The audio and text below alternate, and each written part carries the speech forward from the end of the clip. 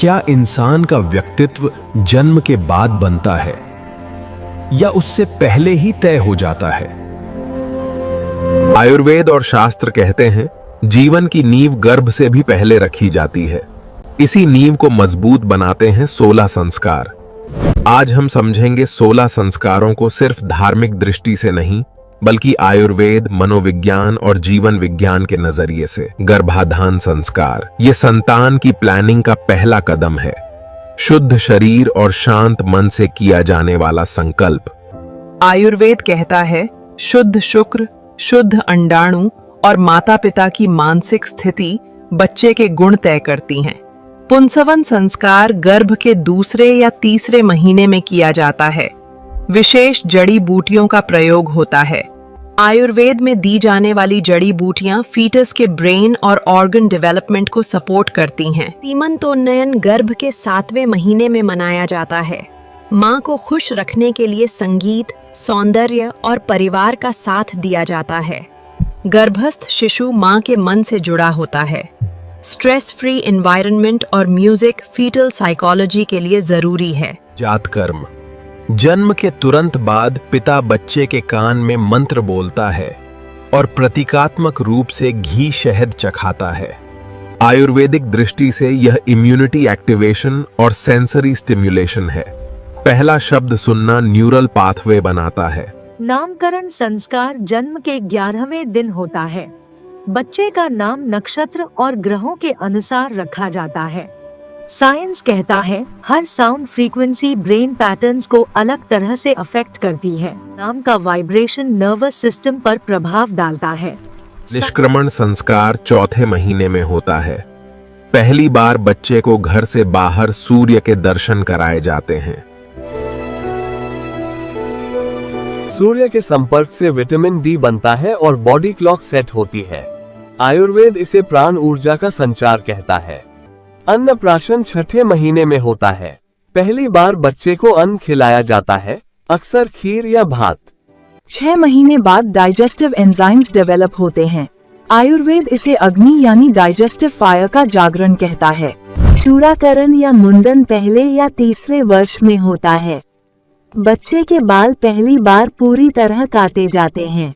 इसके पीछे कॉन्सेप्ट है स्कैल्प क्लेंसिंग और शरीर की गर्मी को रेगुलेट करना। मान्यता है कि इससे पुराने संस्कार भी हटते हैं। कर्णवेद संस्कार में बच्चे के कान छेदे जाते हैं। यह अक्सर 3 से 5 साल की उम्र में किया जाता है। कान के बीच का पॉइंट स्पेसिफिक नर्व्स को एक्टिवेट करता है। आयुर्वेद और एक्यूप्रेशर दोनों में इसका महत्व बताया गया है। विद्यारंभ संस्कार शिक्षा की शुरुआत है। गुरु बच्चे का हाथ पकड़कर पहला अक्षर लिखवाता है।